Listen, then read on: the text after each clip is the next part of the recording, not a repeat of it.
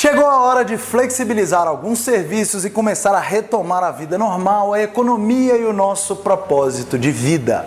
Alguns estados do Brasil, como Santa Catarina, já começou a retomar a vida normal. O governador Carlos Moisés flexibilizou alguns serviços, como as clínicas, as óticas, os escritórios. Flexibilizou também os profissionais como advogados, jardineiros, limpadores de piscinas e tantos outros.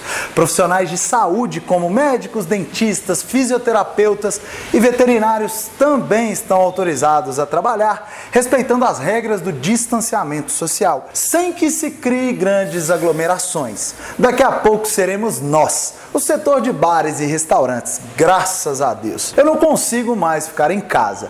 Para um dono de restaurante é extremamente difícil cumprir essa regra, ainda mais quando não pertencemos ao tão falado grupo de risco. Aproveitando essa situação, eu quero parabenizar o governador de Santa Catarina e os mais de 150 prefeitos de cidades mineiras que estão trabalhando firme para deixar o lockdown horizontal de lado e trabalhar firme na prevenção apenas do que realmente faz sentido. A verdade é que a histeria tomou conta da imprensa e mesmo com números muito abaixo dos números previstos no Brasil, as cidades continuam trancadas. Acho que é muito mais fácil para os governantes se esconderem, trancarem tudo do que realmente arregaçarem as mangas e trabalharem para que a economia e a vida andem lado a lado. Até porque não tem economia sem vida e vice-versa. Hoje no Brasil temos pouco menos de 30 mil casos confirmados de coronavírus e pouco mais de 1.700 mortes confirmadas. Esse número é sim um número muito importante. Cada vida significa muito, mas eu quero trazer para você aqui que esse número está longe das previsões. O absurdo que foi trazido, o caos que foi implantado no Brasil, nada disso aconteceu. Mesmo com tantas aglomerações que a gente viu acontecer. Disseram que o Brasil teria o mesmo cenário de países como a Espanha, a Itália, e nada disso vai acontecer por aqui, por uma série de razões, como o nosso clima, a nossa densidade populacional e o número de idosos. E quando eu afirmo que o método lockdown total é um completo absurdo, eu falo isso baseado em números.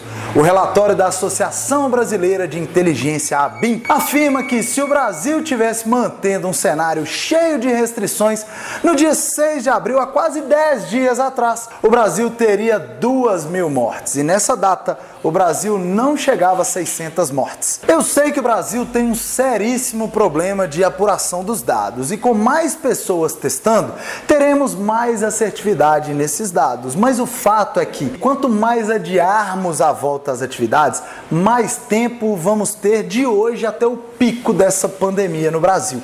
E se esse pico acontecer em pleno inverno, vamos ter um problema muito maior nos hospitais e nas ruas do nosso país. Então, será que vale a pena manter mais de 200 milhões de pessoas em casa para evitar uma situação que não está acontecendo no Brasil? Bom, é necessário confrontar, discutir, entender os contrapontos, as particularidades do nosso país nesse cenário e entender que países como Taiwan, que mesmo ao lado da China, preferiu adotar outras medidas diferentes do distanciamento social. E mesmo assim, tem números infinitamente melhores do que o do Brasil. Então, eu não estou aqui para pedir que todos os setores da economia voltem a funcionar, mas é razoável entender que nesse momento nós precisamos voltar a ter atividades comerciais, respeitando as regras de higiene básicas e respeitando também a segurança e cuidando das pessoas que fazem parte do grupo de risco. Cada vida é muito importante nesse momento e não é dentro de casa que vamos conseguir preservar a maior parte dessas vidas. Eu espero que os nossos representantes políticos consigam enxergar novas alternativas e que nós possamos gradativamente voltar a ter vida social e economicamente ativa. Nós precisamos muito disso e o nosso país também precisa disso. Agora eu quero saber de você. Você acredita que o melhor caminho é que todo mundo fique em casa ou você acredita que nós precisamos voltar a ter um convívio social economicamente ativo agora, mesmo com algumas restrições, como tem feito algumas cidades no Brasil, como tem feito Santa Catarina e alguns outros países ao redor do mundo? Eu quero saber de você, escreva aqui, vou responder pessoalmente ao seu comentário. Então é isso, eu te vejo no topo.